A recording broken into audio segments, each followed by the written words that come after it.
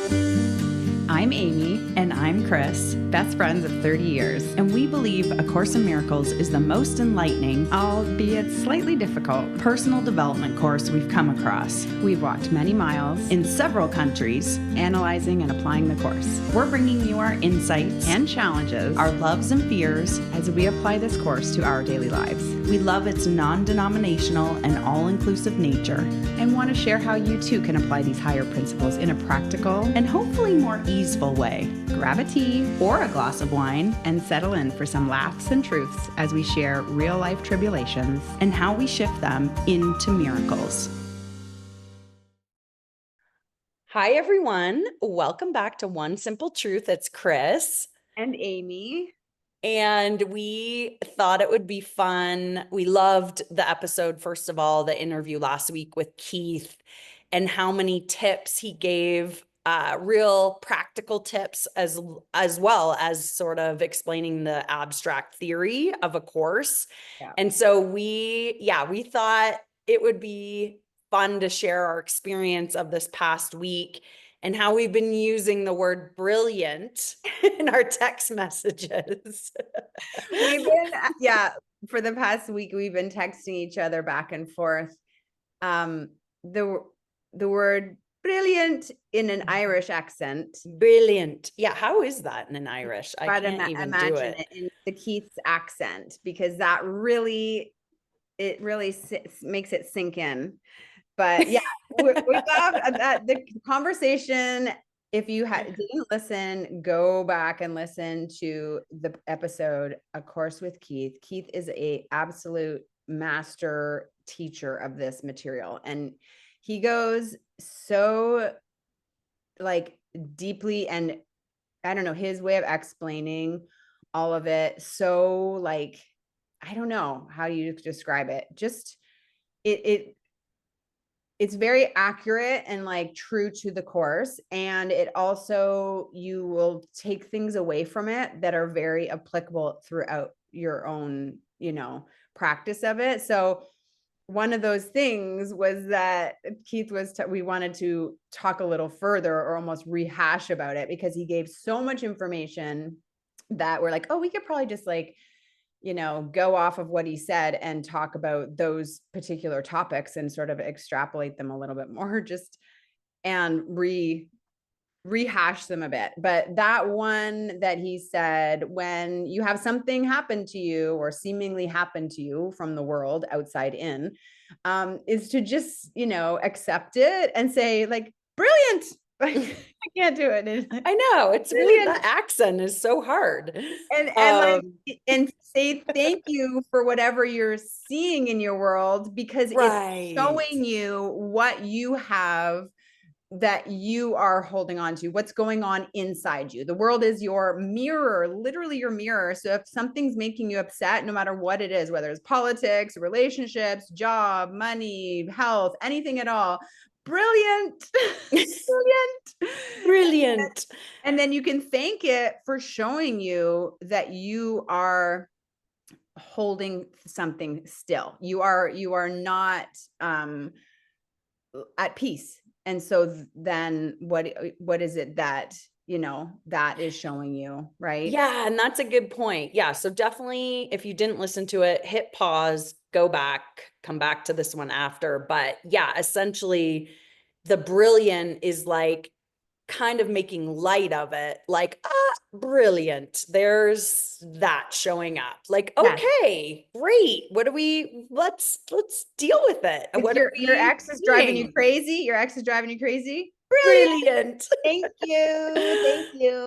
So we were texting each other all week All because week. There were a lot of brilliance. There were a lot of brilliance, and we didn't do every brilliant, but we did the big ones were like brilliant with laughy emojis, because it's like, yeah, this goes on all the time. And I was thinking too, when you were saying, if this is going on outside in a relationship or politics or whatever it is, it's our thoughts around it, right? So like the thought comes up, and it's a thought of like a triggering or reactive thought, right? Where it's like brilliant. And then you're like, okay, so, and then really trying to practice what, like he said, what is the story that I'm telling myself about this?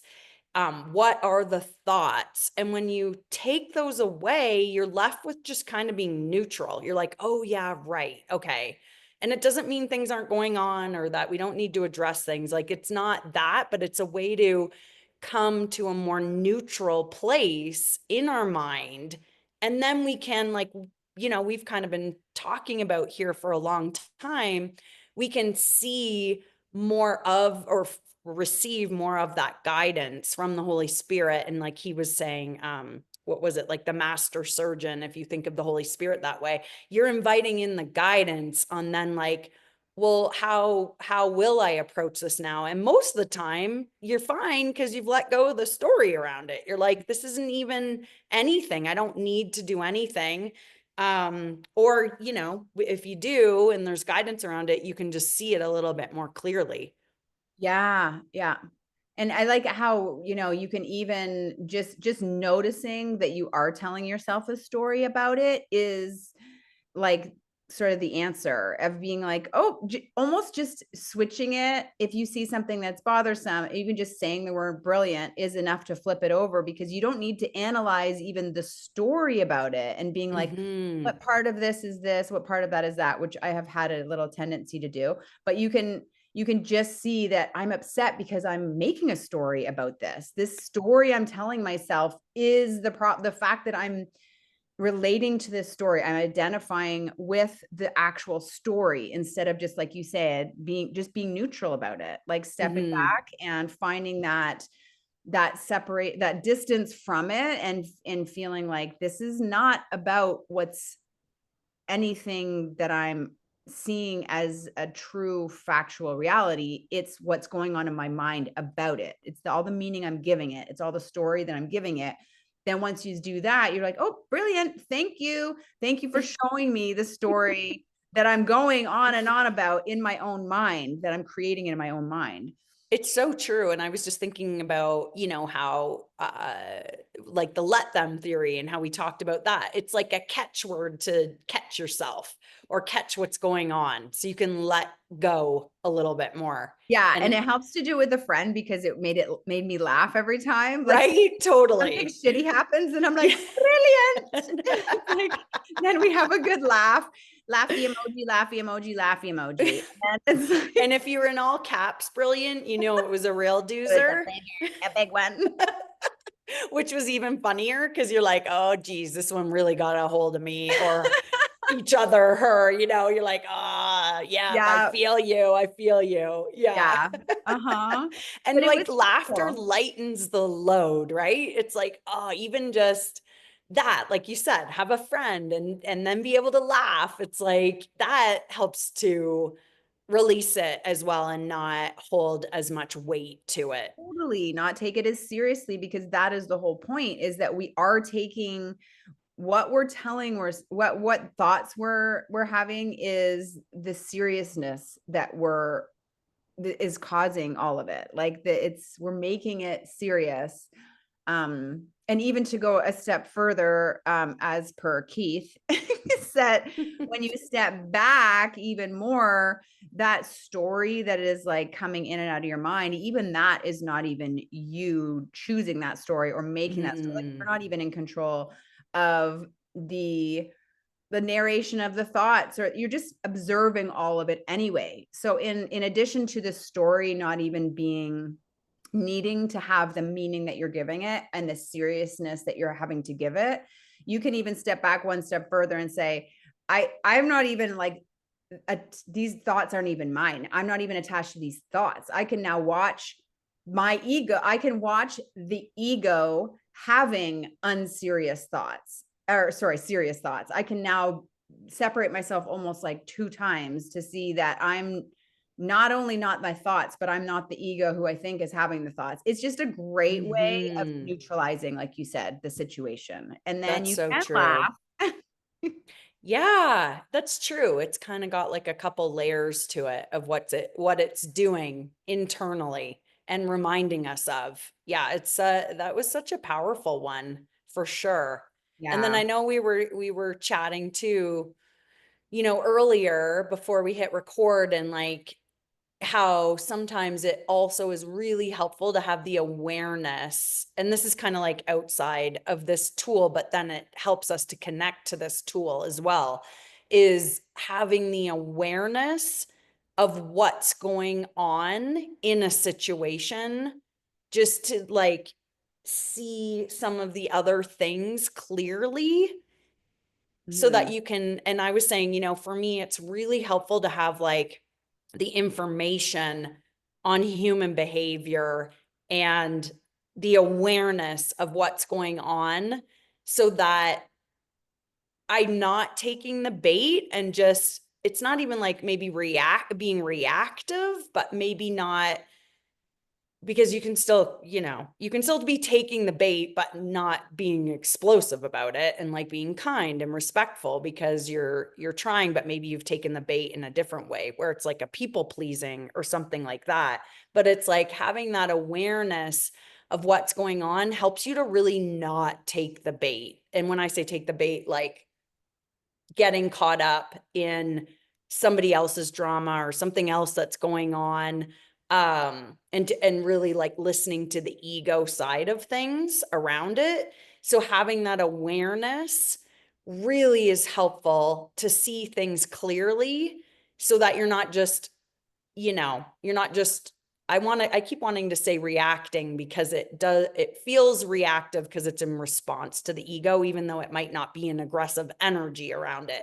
But you're not going down that path, and you can stop yourself, go, this feels off, something's not right, take a deeper dive into it, and really have the awareness of what's going on. And then you can kind of like, sometimes I feel like you need that step first. I guess it depends, whatever's helpful in any situation.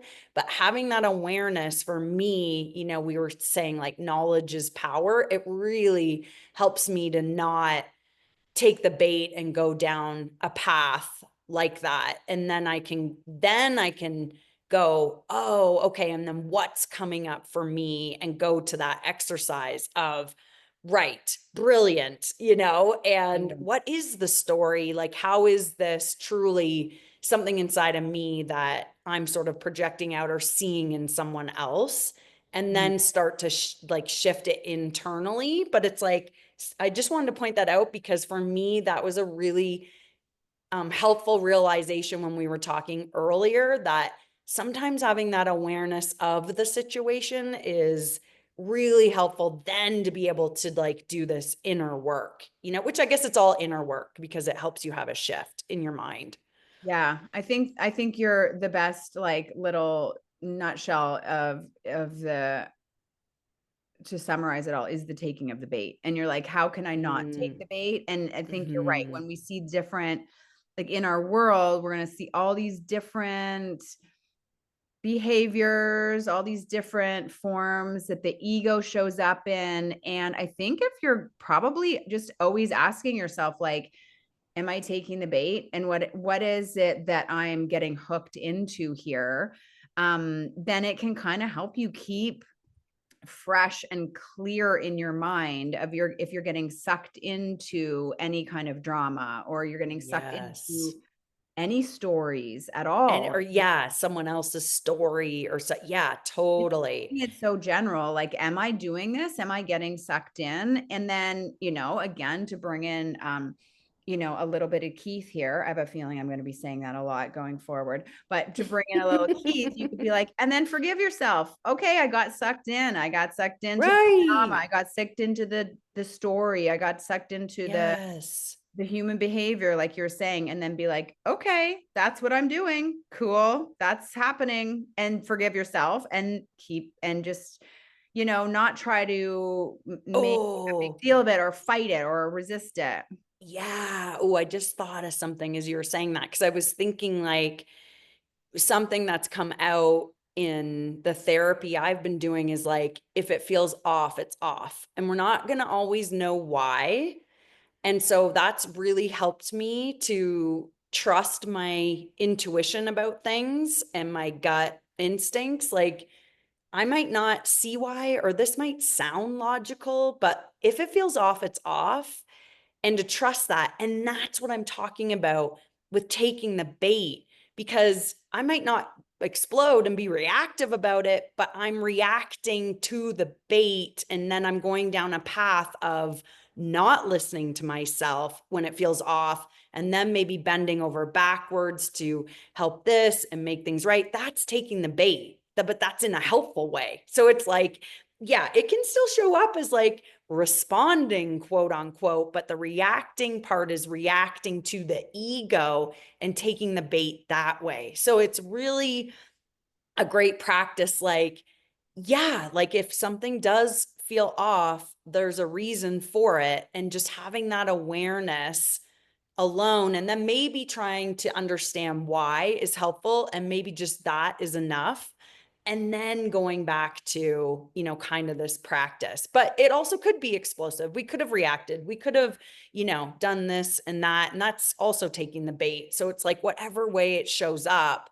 and forgiving ourselves, like, oh, I did take the bait, or I might need to learn this one a couple more times before I really trust her when she's saying, if it's off, it's off. Yeah, I like that. If it feels off, it's off. And it's just because I think using that as a signal that you are taking the bait, or that there is bait at all. Like Yeah, there's that, bait to be taken. yes. So if you're feeling off, then there's bait to be taken in the world. Like your ego is involved, right? And then Right. knowing that allows you to be able to, you don't even have to analyze the bait. You don't have to like sort it all out. This is this from that. This feels like this Mm-hmm. ego's doing this, the ego's doing that. You can just go, oh, there's some bait to be had. And then you can decide what to do about it. And that allows Mm-hmm. the nice, clean, like you don't need to analyze it. You just need to Mm-hmm. know that it's the to, you know, that's something that can, it kind of puts it back into your power. Like you can take it or leave it if you want. Yeah. And I was going to say, unless it's helpful to get more information. And I think that's where it can be a fine line between like analyzing and needing to know why is this showing up, right? That doesn't feel good. That feels like the ego, versus an awareness, a calm, a gathering information, becoming more aware. So it might help you spot it on some level and have a deeper awareness of it. It's like just check in on that too for all of us and each person. Like, are you going down an analytical path where you're like still stuck in it? Or do you feel like you need a little more information to have a greater awareness, right? This whole course is having a greater awareness so that you can, you know, spot it and let go of it and return to, okay, yeah, why is this coming up for me? So I think it's just an important distinguisher, like analyzing versus awareness. And like, you know, you could teeter on either side of that one too. Yeah. And I think one of the awarenesses that in general that has been helping me ever since our conversation last week was when you do have that moment of brilliant, you know, thank you so and so for bringing this up into my life experience, you know. So you have a moment of feeling off or feeling bad and then saying brilliant. And then one of the awarenesses I'm finding really helpful is to realize how we do project that whatever it is that is coming from is that what we're seeing out there, and that we Mm-hmm. are that's seemingly causing us to have, you know, victimhood. Mm-hmm. Yeah, the thoughts, right? The thoughts that are The causing us thought, then to see it. Yeah. yes, like now I'm a victim of your attack, is to Yeah. flip that around and say, that person is not, I'm not a victim of that person, but instead that person is showing me. They are a mirror to what Mm-hmm. is going on in my own consciousness and how I'm choosing them to be the bad guy instead of addressing the fact that I feel off. I feel guilty. I need attack in order to keep the world outside as being like the attacker and the guilty one. And that's been helpful Totally. as it's a pretty kind of deep awareness. And it takes a lot of repetition from what I'm realizing. Right. Lots of brilliant moments. Right. But it allows, I'm feeling what it's doing is it's making me then responsible for all of it, knowing that whatever I am seeing in the world, it's still my responsibility because it is directly my projection. And Mhm. then at that moment, I feel better about, and I feel more detached about adding in a boundary or the thought of adding in a Totally. boundary. And it's shifting my own energy around it. So if we walk around always in that victimhood of like, Mhm. that person did this, that like, particular, um, this politician is doing that and this circumstance over here is doing that, then we are always the victim and the world is our attacker and there's nothing we can do about it. But this like reverses those roles and allows us to be in charge because there's something we can do about our own mind that changes that projection that we're seeing out. Yeah.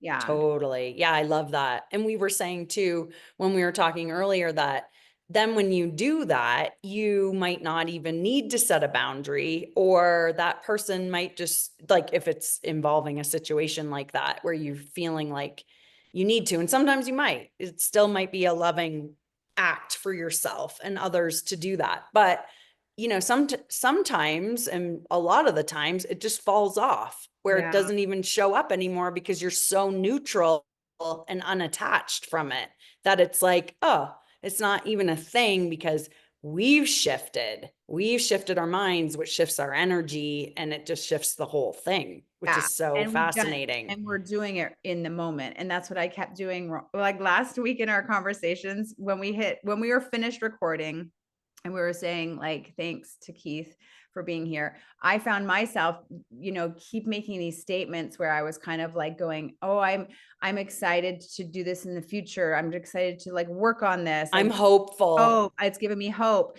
And Keith's so good because he just keeps correcting you. He's like, but if you have hope, everything's right now. Like you're Yeah. already there. It's here. You're here. You're here. You're in the present. Like it's all good right now. And I've been trying to do that all week because it's crazy how many times like you're like, okay, now that I know what to do, I'll have something I can work on. I'll work on this. I'll work on that. It's like, no, you have it right now. And to your point of like, when you feel that moment, that present moment of like, it's all good right now, right here and now, then it really is all good right It here and now. really And like you is. said, the It's people in your true. world that are maybe being a pain in the ass or whatever it is, it all just falls away because it's all good right now, forever in this moment Ooh. right now. And I so love that you brought it back to that. That's so true. Like he said, there is no past or future in the present. You are. And yeah, that gave me the tingles because that's, always perfect right now. Even the world is yeah. perfect because it's actually showing you what you need to see. Like all the conflict, Mm, even that's perfect because it's showing you right now everything is perfect. And I need to see what is blocking me from just being in that perfection. And so if you're seeing conflict, perfect, brilliant. It's brilliant. right now. It's perfect right now. And you don't have to go, okay, I'll work on that. Okay, I'll spend some time, I'll future progress, Mm, work on it. It's like, no, you're here. You're all ready. You're done. You're done. You're here. You're perfect. right. You're good. Yeah. Yeah. Good Dismissed. catch. Dismissed. You're done. Yeah. You're Right. here. Dang, we should have said Made that it. at the beginning of our conversation. Like I know, right? We just wasted all this time. But that's how I kind of feel. I feel like we should have every moment just be like, yay, I'm here. I did it. Right. Perfect. Nothing. It's good. Brilliant. Fine. Or no, wait, no, that's a real brilliant. That's a real brilliant. Yeah, in Yeah, that moment, you're that's like, yeah, I'm in the moment. You know what? That's actually a really good point because this week I have had moments of like extreme peace, like nice. so crazy. The peace You I've might be nearing a butter moment. yeah, right. And I've had that before with like bliss and joy and feeling the beauty and of course feeling peace and stillness, but it's like the more I slow down, the more I'm really feeling that. Like, and just as an example, the other day I made a smoothie and I was feeling so cold in the house for some reason. And it's really been warming up here. We're in the Tahoe area where there's winter.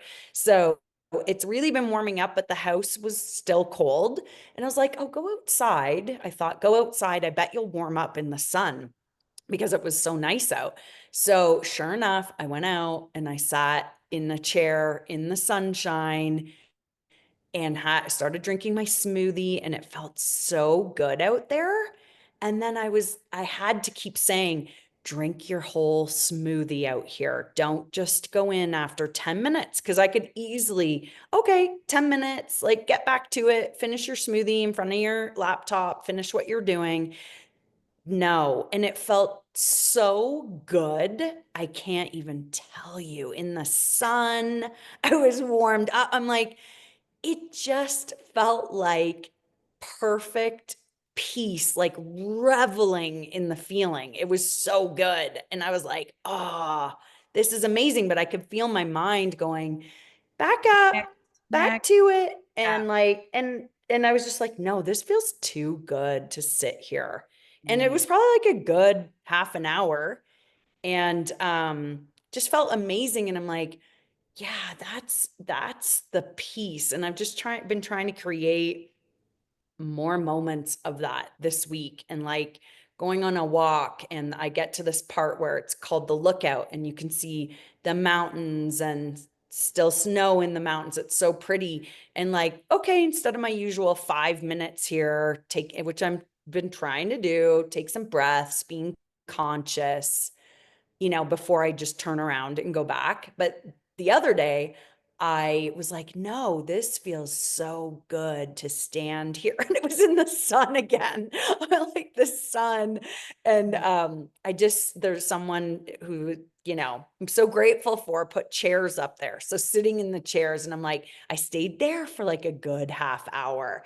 And everything's just been slow this week, creating like an evening self-care routine and just like it's fine to be slow is like how I felt. Yeah, Yeah. I can relate to that too in trying these different exercises more and more, especially in trying to be present because Yeah. when you are present, you realize like in this moment, because there's no um attachment to the future or the past, Right. That's you're- what it you is. don't have to get up and go somewhere. The idea is I'm in the present. There's nowhere to go. There's nothing to do. There's no time. There's just now. And so you don't have to be thinking about your calendar, thinking about your watch, thinking about getting up and like keeping on with your day. You get to spend this time in the moment. And what I've been grappling with is like, well, then how do you know, well, what happens about your appointments that you have to get up and go to? What about work that you have to get up and go to? And Mm-hmm. what I've been noticing is that when you are really allowing yourself to be in the moment and knowing that this moment is everything, this is all there is, this is perfection, this is it, there's nothing more, that things have been sort of adjusting around that. And so then there'll be something come up where it does allow you a little more time. Like the time shifts around you and then Mm-hmm. you're less in a rush. Like maybe something falls off so that you don't actually have to go pick up that person now. You have this extra time. Or like that's what was going through my mind was like, well, who's going to manage the calendar then if I'm always just sitting here in the present? But I feel like what it is that if you really know that there's nothing more needed in this moment than just being in this moment, then it allows for the space to be carved out however it needs to be. And that part's all an illusion anyway. And so it's like the most important thing really is that you are all in this moment and everything is now. And there's nothing to be managed anyway, but the illusion gets managed anyway, like you don't have to worry about the illusion and about the schedule, about the work.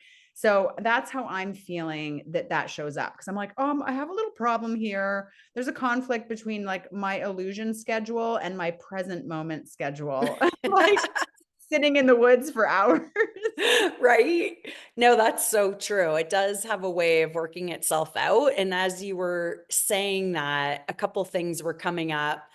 And just to back to my two examples with thinking through the schedule, I think the one with the smoothie, um, first of all, I think when you do that, you see your schedule differently. It's kind of like in the morning, if you allow yourself to do a morning routine, and if you don't, you can get off, or for myself anyway, I can get off track. I might get on Instagram. I might kind of start scrolling, and I'm not going to have the same experience and looking at my schedule the same way, or even what's on my mind. But if I allow myself to do my morning routine, do my meditation, I'm seeing all those things differently as well. They're not as important all of a sudden. So I think it does come back to like, we're having a shift in our mind around how we're seeing things. So all of a sudden, that busy day that I could have gotten back to and not had the smoothie outside became less important. Now, if I had had client appointments, that would be a little bit different, right?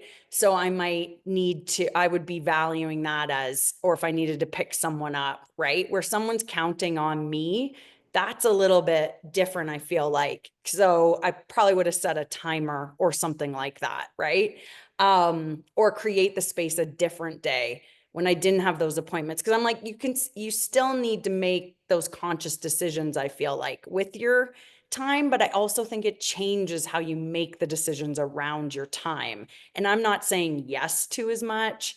I'm not, like that's all It shifting. definitely changes things. I agree. When Yeah. you're in Yeah. that present moment mindset, it changes a lot of things about the illusion, really. And then it Yeah. allows you to be present, because I really do fully believe that being present is what we are, right? And so it Mm-hmm. has to be that way. It has to Mm-hmm. allow for it. We are this, and so there's no, how would there be anything to conflict it? Like there isn't. It's It's true. an illusion, right? So it will adjust in all these different ways, whether it's your mindset, whether it's your actual schedule, something comes up, whether it's like Yeah. your sense of importance of it. Yeah, Yeah. totally. And I think it's like, and it doesn't mean you can't be present at work or present at an appointment. It's not just being out in the Right. woods or on the deck having a smoothie. Those are just things that really helped me to connect to it this week. But it can apply in any moment of the day, really. Yes. For me, that's what's been helping slow down and to be really present. And I was going to say too, the walk, I knew I had the space to do that and the time in the calendar. It was an evening walk. So, I think it's like still working with where you're at with the calendar, but then it also helps you to shift how you're making decisions with the illusionary calendar. Yeah, I'm glad you brought that up about how you can still be present in all the motions that you're doing throughout the day. And we're talking about stopping and really reflecting. But I do remember Hmm. when you start studying the course, one of the things it does say is like, do this while you're working, do this while you're out there interacting with people, like be, Yeah. nobody even knows that's going on in your mind, because it's the mindset just trying these exercises that are, you're physically going about your day, but yet your mindset is tapping into all these principles of being present. And I think that Hmm. is so true of all of this as well. And that's the kind of coolest Mhm. part about it, is that, you know, you can go about your day. And I mean, I'll find myself doing that while I'm working or while I'm driving around from client to client, is that getting in that mindset. And it's the simplest things about just like dropping guilt. Like, Mm. why is any of us carrying guilt around? But that's the main one, that it's like, oh, we're gonna drop the guilt, drop the guilt, drop the guilt. Oh Um, yeah. It's a we're all big lot carrying of lot of brilliance in there with the brilliant. guilt, yeah, and allowing yourself the space, right? I was thinking about that too. Yeah. When you're with a client, it might be connecting and Mhm. like having that connection, that loving connection. That's your present moment, which is love, right? I think for me, those have been about peace. There's so many other ways in the present moment, like to feel that love, joy, peace, whatever it is, right? Could be working on a great project and be so joyful and inspired. Like that's being present. So it's like, yeah, I guess just these different versions of that feeling, whether it's love, joy, peace, you know? But it's, yeah, it's been good. And I've just really been trying to ask this week, like, what is going to protect my peace, like we've talked about before, and just kind of been my focus. And then you have to do the other part to it when you notice the brilliance and like, okay, what's taking away from it? This thought about this, and you know, and then that's where that work comes in. Yeah. Because there's no shortage of brilliant moments. Yeah. Anyway, we could go on, guys, but we'll wrap it up here. I hope everyone's enjoying recognizing the brilliant moments and reconnecting to the present moment. Okay, until next time. Next time. Please click and subscribe if you enjoyed this episode. And if you would like to learn more about readings and coaching with Chris and Amy, please visit chrisatley.com. Until next time.